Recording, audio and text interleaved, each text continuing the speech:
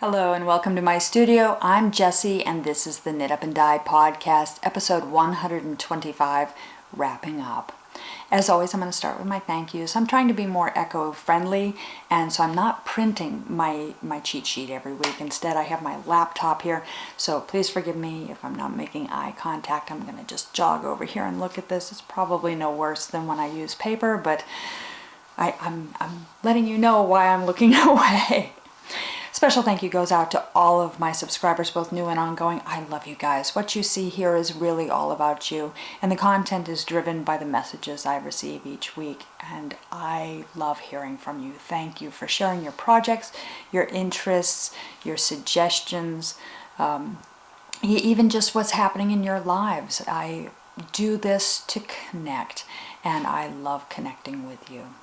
Special love and thanks go out to Monica, Nancy, Rachel, Leanne, Faye, David, Donna, Amy, Tara, Diane, Allison, Barbara, Lisa Lette, Wayne, Patricia, Cappy, Jorge, Kath, Benty, Christy, Neetsy, Charlotte, Roseanne, Linda, Marie, Betty Ann, Scott and John, Kate, Janet, Heather, and Terry. Much love goes out to my Zoom family. I love spending time with you guys. Thank you. If you're interested in learning more about my Zoom family, please reach out to me. It is a virtual knit night, and it is available 24/7, 365. And these are my touchstone people. I would love to add you to my family. Hello to Robert, Juanita, Paula, Brian, Katie, Eve, Jamie, Jen, Elizabeth, Shirley, Roz, and Nicole. A special warm hello and thank you go out to all of my patrons. You honor me. You make this possible. Thank you for your support. Life. It's been 2 weeks, and that was unintentional. I had very much meant to podcast last weekend. However, I got a virus and it knocked me out. I lost 2 days of my life. I quite literally was home, sick and dead asleep. I spent Sunday listless. Monday I was dead asleep most of the day, and Tuesday as well. Just awful. And I was really, it's amazing that you can get so sick that you actually stop worrying about all the things that you should be doing. This was just really bad fatigue and muscle weakness and achy. I never had a fever, so I don't know if it was truly the flu, but it most definitely was not a cold. I had no sinus, nothing like that. It was entirely body, and really just knocked me for a loop. I had plans. Monday I was going to stay after work and I was going to decorate for our holiday potluck, and this was going to be a surprise for my co-workers that we were going to take the time to decorate the office, even though we're deconstructing and preparing to move. So that really sort of depressed me that I lost that. Fortunately, a couple other people on my team kicked in and they did the decorating for me. So when I got back Wednesday, it was there, and it was a lovely surprise. I also had my husband's Christmas party Wednesday, and I was very, very concerned that I wasn't going to make it to that. That is a very important event for me. The company that he works for has wonderful people in it who are good to him. He's well employed, and even better than that, they're good to me too. They receive a lot of my stock shipments rather than having my stock come to the house when I'm not here and I can't sign for it and it's not secure. They actually receive that for me. They're very supportive of my business. They are always asking about how the business is going. They even handle my outgoing shipping for me. I couldn't be more grateful. They're really, really wonderful people. So being there is important for me, and I was really grateful that I was able to get up and polish myself a little bit and be able to go to that and spend time with those people. So that pretty much is holidays for me. So far as Christmas goes, the remainder of my Christmas celebrations are going to be quiet time on the sofa with my husband, just relaxing, watching silly movies and eating good food. We have family gifts that come in, and we ship family gifts out, and I got the rest of my family gifts out. I'm really excited about that. I finished my gift knitting as well, and I packed everything this year before Christmas, and it made it before. That's like the first time in probably 5 years, maybe even longer. I am not good about getting Christmas gifts out to my family in time for actual Christmas. Not that we're really dead set. We, because my family is so far flung, we really are very comfortable with the holiday being fluid. Same with birthdays, same with any gift occasion. We're very fluid about it, and we celebrate regardless of when the gifts arrive. And it kind of extends our holidays, that we have our Christmas, we have our gift days, and then maybe another gift straggles in later, and we encompass all of it. We embrace all of it, and that's good. So I'm embracing the changes to my holiday. But for the majority of our celebrations are over now. It's just personal time, and I'm looking forward to that. That's coming up really quick. I'm looking at the calendar. That's Wednesday. Oh my goodness, it's gone fast. Losing 2 days really affected me, really threw my calendar. I thought this month had another couple weeks, and 2 days is a lot of productive time that I just completely lost. And I'm not beating myself up about it. It looks like I am. I'm really not. I'm really kind of happy about it. It's kind of a gift. I think I really needed rest. I think this was a wake-up call from my body that I needed some downtime, and I was not planning on taking any downtime until at least January, and this was forced downtime, and I probably needed it, and I'm probably better for it. So what else is going on? Like I said, I got my gift knitting done. I have pictures I will show you once the gifts have actually been received, so that I don't have any spoilers. And I got everything shipped out in time, wrapped the stuff. I took photos before I wrapped items. Does anybody else do that? They mean to take a photo, they wrap it all up, and then they look at it and they're like, oh. Do I unwrap it and take a photo, or do I just accept that I don't have images and maybe hope that I get an image later? I keep doing that to myself. What can I show you? I got some knitting done. I quite literally did not knit. I didn't knit. Did I knit it all Saturday? I knit Saturday. I didn't knit Sunday. I didn't knit Monday. I didn't knit Tuesday. I think I did some knitting. I think I started knitting again Wednesday, which for me, 3 days of no knitting is unheard of. I've been working on my How to Eat an Elephant blanket, which you see toted in this wonderful project basket by Harbor House Baskets. I have some project baskets by Harbor House up on my shop. They are big and wonderful. I love them. They are perfect. This one happens to be one of the covered ones. If you're interested in getting your hands on a covered basket, let me know and I'll hook you up with the maker, and you guys can talk color and fabric and get something custom made specifically for you and your projects in your home. Inside here I have my How to Eat an Elephant blanket. My goal is to do, because I would like to get this done before I'm 50 or before I turn 51, sometime prior to or before, to celebrate my 50th birthday. There, that's how we're going to word that. I'm trying to knit 3 squares a week. I got a little bit behind. I told you guys in my last podcast that I needed to knit 5 squares to get back on track. And I was part way, I guess it was 5 and a half squares, something like that. And there is my project marker right there in that half square. I finished it. 1, 2, 3, 4, 5. I got back on track. I got sick. So I got 1 square done, as was my proposed requirement for this past week. I'm officially 2 squares behind. So if I knit 5 squares this week, I'll be back on track, which is likely to happen. I'm actually feeling really good about that. I have half a day Tuesday off, so half of Christmas Eve off, and I have all day Christmas off. We're going to sit around, we're going to watch silly movies, and we're going to eat food.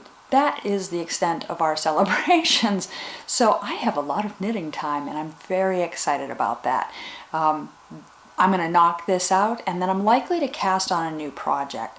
I need a new travel project. Right now, all of my knitting is bulky, and not something that I can readily carry with me in the car. I suppose it could live in the car, but it wouldn't get as much love as it should. But also something I can take with me on my lunch breaks, and so I need something small. I think I need to cast on either a shawl or a pair of socks, something like that. But this is actually making really good progress since I set that goal of 3 a week, and I've been working hard to target to that. I'm feeling really good about that. This again is my How to Eat an Elephant blanket. I'm doing it in the stained glass styling, in that I'm doing I think it's 4 rows. Yeah, 2 right side, 2 wrong side. My pickup, and then a wrong, a right, and a wrong in black to frame each of the colors. I love the effect. And otherwise, it's all just scraps from all my other projects. It is fingering weight. I am doing this on a US size 2. Yes, the insanity is real. I am knitting a queen size blanket on a US size 2 with fingering weight. But I'm loving it, and this is going to be a really, really beautiful heirloom piece for me when it's done. It's going to be a significant, forever kind of project, and I get so excited when I think about the impact of that, when I think that I will have created this piece. Yay!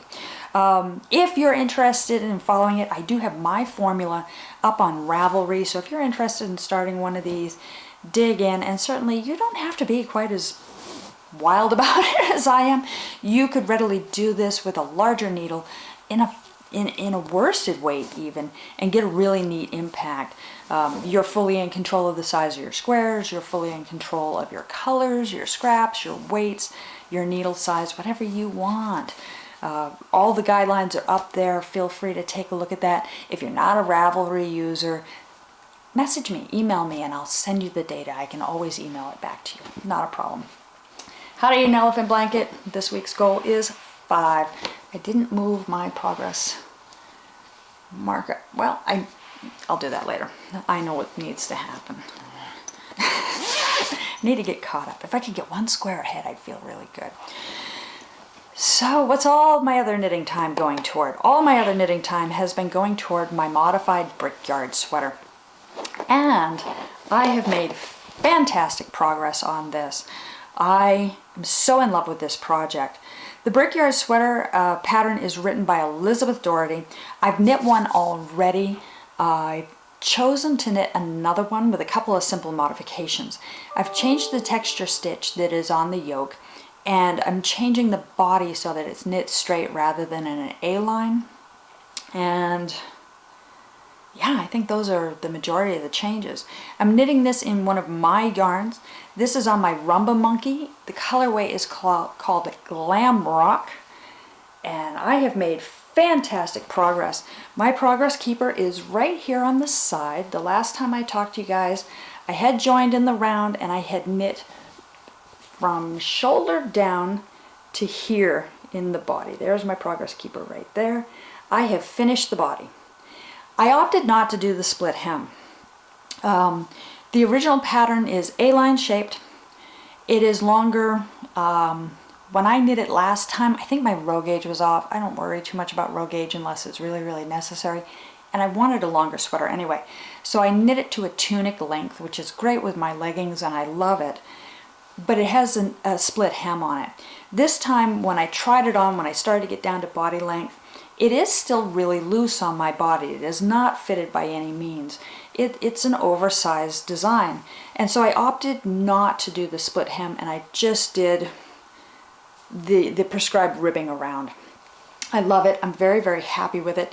I finished the body. Yay, big progress. And then I did a sleeve. Yay. This pattern, while beautifully, beautifully written, easy instructions, just so well explained. You could knit this thing in the dark. I always struggle with sleeve pickups when it's not stitch for stitch, when I have to do X number. Yeah, I'm not alone. I know I'm not alone. Every time I do a pickup on this pattern, and I have officially picked up for sleeves, for 4 sleeves, which means I've tried to pick this up probably 36 times, I struggle with it, and it takes me about an hour just to do the pickup and knit around the sleeve hole. That's me, that's how it goes. Once it is picked up, it goes like butter. There's short row shaping to continue the down slope of the shoulder, easy peasy, and then it's in the round with decreases the rest of the way down to the wrist. I love it. You can see that there's some pooling here. You know I'm not a fan of pooling, that I work very, very hard to break up the colors. However, I did some math, and when I picked up the sleeve, I had started with a brand new ball, and I had another brand new ball. And the reason that pooling begins there down at the end of the sleeve here is because of the stitch count used in the round and how the yarn is dyed. So, for the second sleeve, I started with the other brand new ball that I had. So it's going to pattern much in the same way as the first sleeve. So I'm actually going to have matching pooling in this highly variegated tonal yarn, sleeve for sleeve. And I'm okay with that. It's when there's a pooling or a flashing that happens that's in one area that's not necessarily flattering and doesn't balance out in some way. If they both pool in the same place, in the same place on each sleeve, I'm going to be totally good with that. I'm going to be very happy with that, actually. I think it'll look kind of cool. So, ta-da! This sweater is coming along just swimmingly. I'm really, really happy with it. I have 3/4 of a sleeve to go, and then the neck, and it will be done. With some luck, I'll be able to show you this in my next episode. It really went fast. Just this bit of the sleeve I did last night after work in front of the TV. It went really, really quickly. Knitting in the round over, I think there's less than 60 stitches. No problem. Love the color, love the yarn. This base is so squishy and lovely. It is 100% merino. It is, I think, you would think I could remember my yarns. I think it's an 8-ply, and that puts a lot of bounce and squish into it.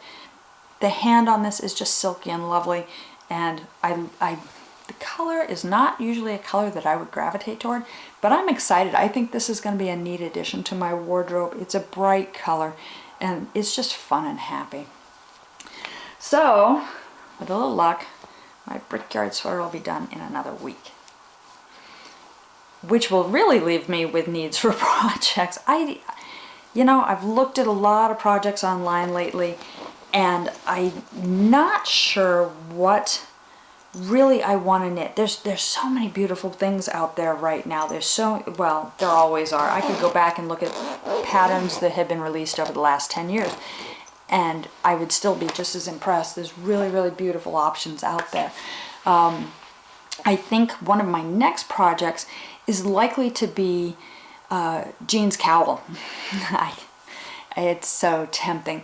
If you're not already familiar with Jean's Cowl, let me down screen here so I have all the data in front of me. Jean's Cowl is actually a designed by Jamie McCanless. Jamie is a friend of mine. He's part of my Zoom family. He and I have teamed up, and we have a kit available over on my website at diemonkeyyarns.com. It's his pattern, and it's a skein of my Samba base in your choice of 12 colors. The Samba base is a high twist single. Like I said, there's 12 different colors to choose from. And this design was a cowl that he designed based on a cowl that his mother had knit many, many years ago and given as a gift. And it's just beautiful. It really is a gorgeous, gorgeous design. Pop over and take a look at it just to see it. I'll try to insert a picture here as well. I did show one last episode, but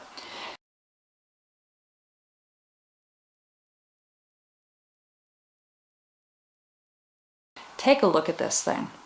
I'm trying I'm trying to lure him into making a pattern with fingerless mitts that encompasses the same overall look of it, because it's so pretty, it's so flattering, and I think it would just be a lovely accessory. Everybody tell Jamie to write the pattern. Yes, Jamie, I'm taunting you. It has a scalloping lace at the top. It has a lace that goes through the body of it, and then it has a picot lace bind off. So there's 3 different laces on it, but it's not overwhelming. It's not visually intensive. It's just, oh, it's warm and romantic and pretty and light and lovely, and I want one. I want one. Even better than that, he wrote the pattern to cover 3 different weights of yarn. You can knit it in fingering, sport, DK, or worsted. Anything you have on hand. You don't necessarily have to buy yarn to go with it. You can use whatever you have on hand. I think that's brilliant. And that's a theme that Jamie is incorporating across most of his patterns, where he's releasing patterns in multi-weights, multi-gauges, so that you have options. I love that feature. I think that is fabulous. Jamie, your work is great. That is, like I said, the kit is over on my website. Pop over, take a look at that. It's a lovely me gift for the beginning of the year and something lovely to cast on for yourself. What else is going on? So I'm thinking about casting one of those on, maybe a pair of socks. I don't know. I need travel projects. If you have stumbled on a lovely travel project, let me know. I'm always curious to see what you're doing and to get other ideas. For me, I really embrace projects that other people have already knit so that I know what to expect. I'm not somebody who... have you ever seen those blind date book things where you can go into the library and they've wrapped a book all up in brown paper and you don't even have the title, you don't know what you got, you just know that it's like mystery or romance or something, and so you get this surprise? Can't do it. Can't do it. I like to read the synopsis. I like to have an idea of who I'm going to meet and where I'm going to go. I like having things plotted out for me and knowing what I'm going to experience. So if somebody says, this was fabulous, it goes really, really fast, or hey, you know, I love this, but you got to pay a little bit of attention to detail on this particular lace, or I got lost here 3 times. I love that. Even if it is a challenge, that makes it more interesting to me, because I'm waiting for the loop in the roller coaster. I'm waiting for the sun coming up over the hill. Whatever that is, whatever that experience is, having kind of a preview of it just makes that more exciting for me. I am not a surprise person, clearly. So I'd love to hear about your projects. I have seen online a number of Advent projects this year that were really interesting and unique. Color work socks, where each day was a different stitch pattern with different colors. I love that. The idea of sitting down and doing that and weaving in all those ends and doing different patterns for 16 rows kind of makes me itch. But the end result is gorgeous. I am one of those people that has a lot of, what is that?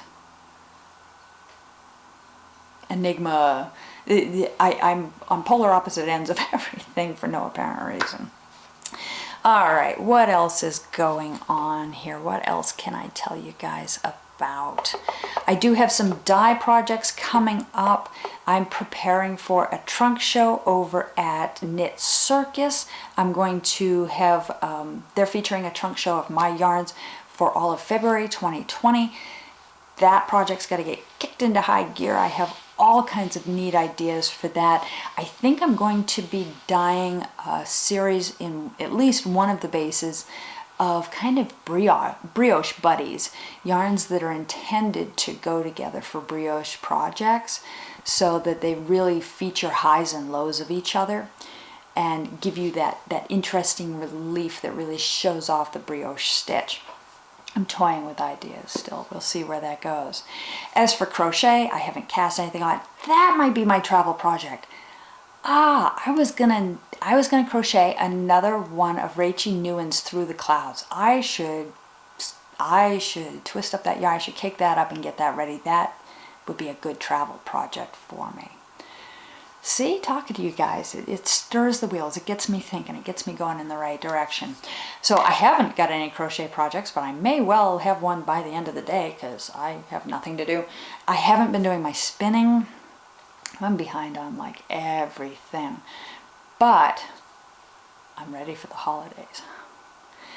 I've got some items for sale up in my shop. Definitely pop over and take a look.